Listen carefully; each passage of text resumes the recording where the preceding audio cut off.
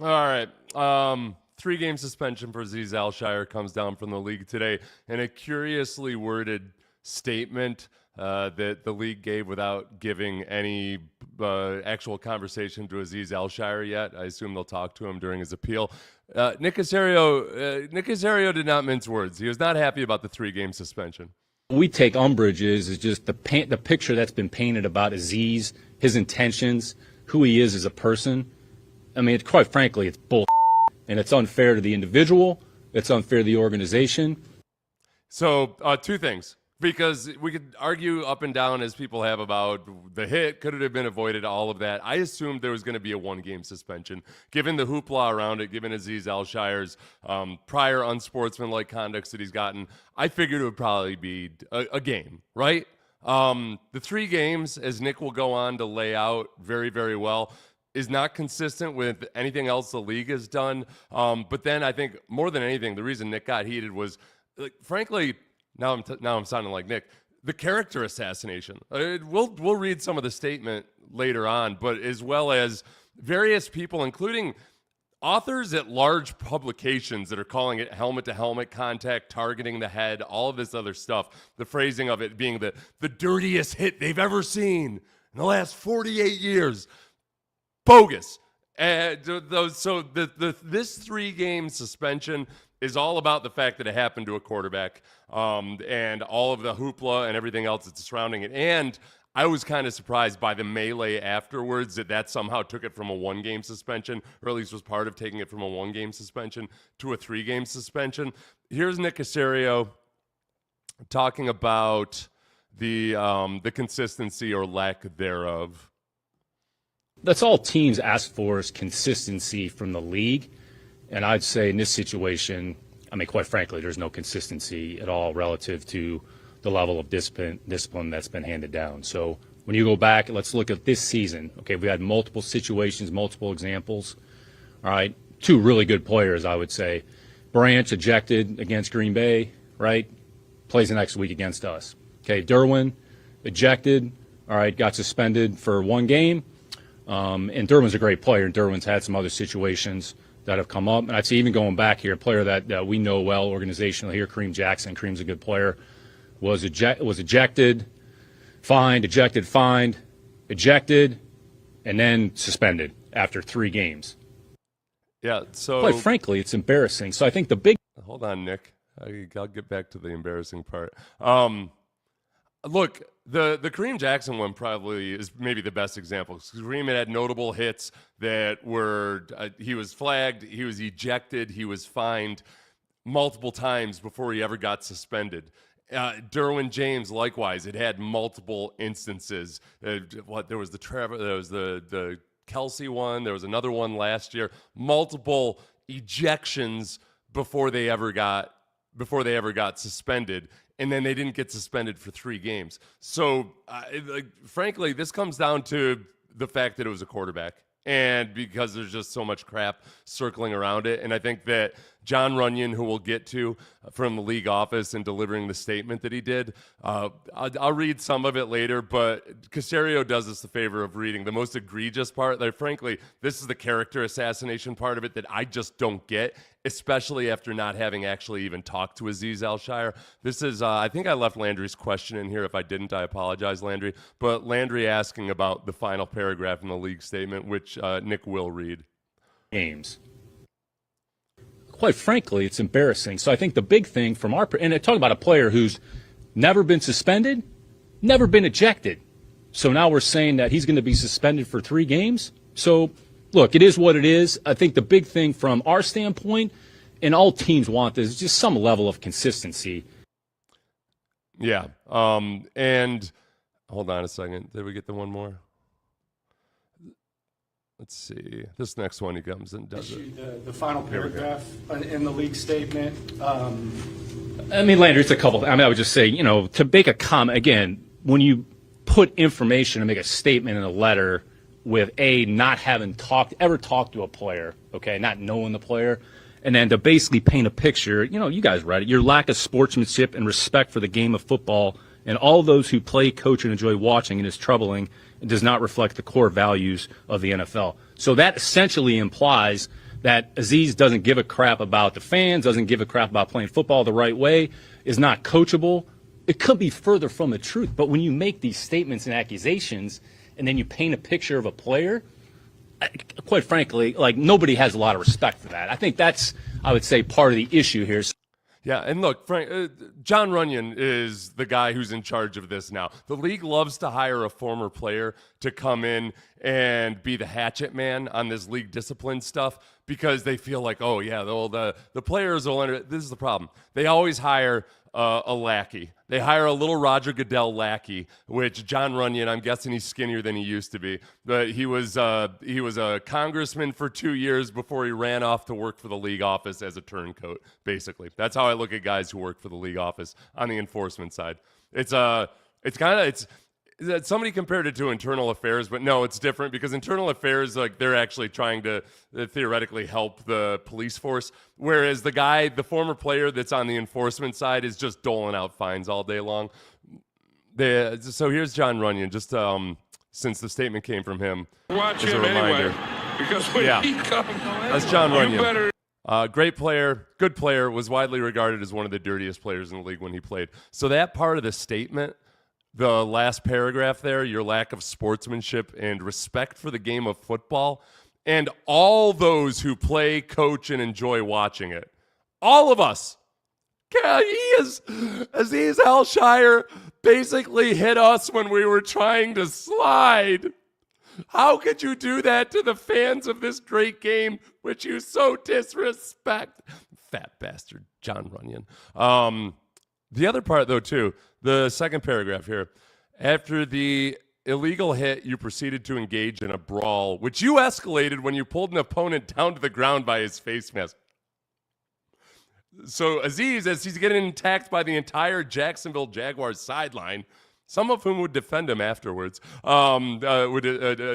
defend, or at least Hines Allen was curious about whether he should even have been ejected. It's been a curious lack of vociferous support for Trevor Lawrence and all this. I don't know. Maybe it was the fact that he sucked in that game before he got hit.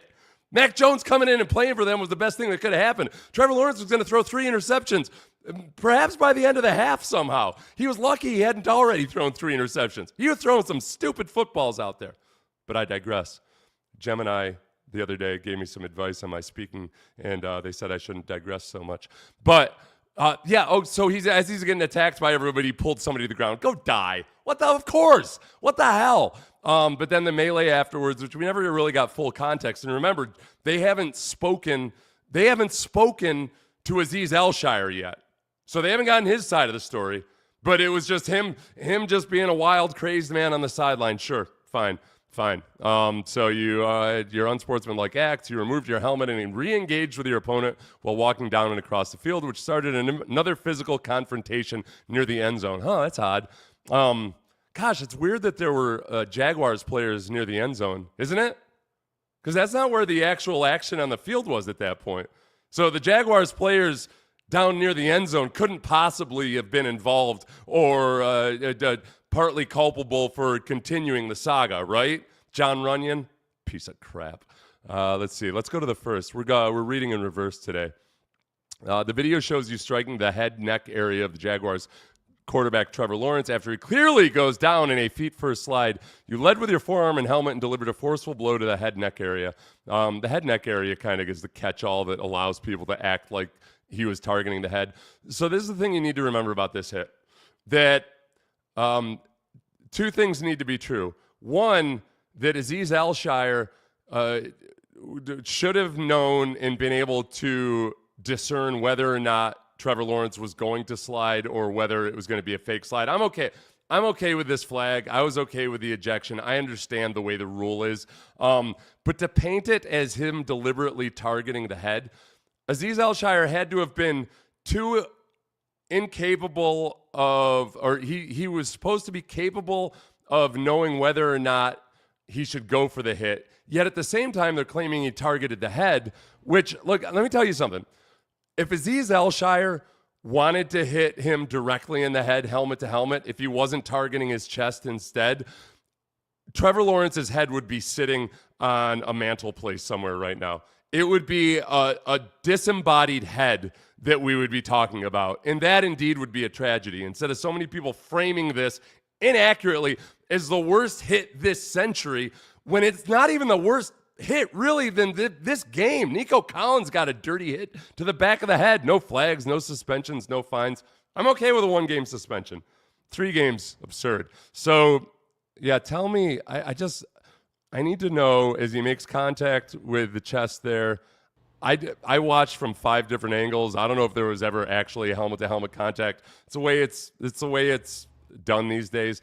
The angle that everybody shows when they want to make it look like the worst thing is when they show from behind Trevor Lawrence, because then you can't see any of the detail.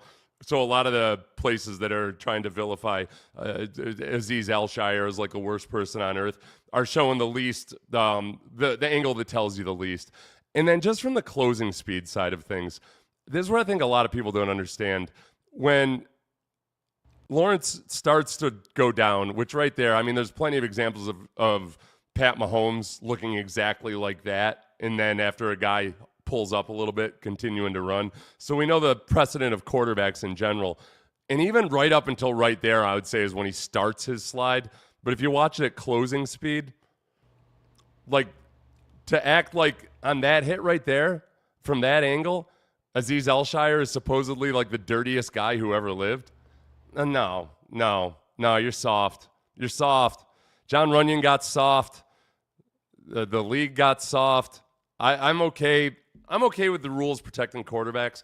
I agree with a lot of offensive and defensive players, including quarterbacks like Tom Brady, and we talked to Case Keenum this morning. Case Keenum said that he always teaches young quarterbacks that if you're going to slide feet first, you better not have anybody else around you, certainly not a world-class athlete who's barreling down at you, that when you give yourself up, your head remains the last thing up above the ground. It's like a lightning rod on a Kansas plain during a storm. There's just too much risk that it's going to get hit. So I'm a little upset. We've got more Nick Caserio.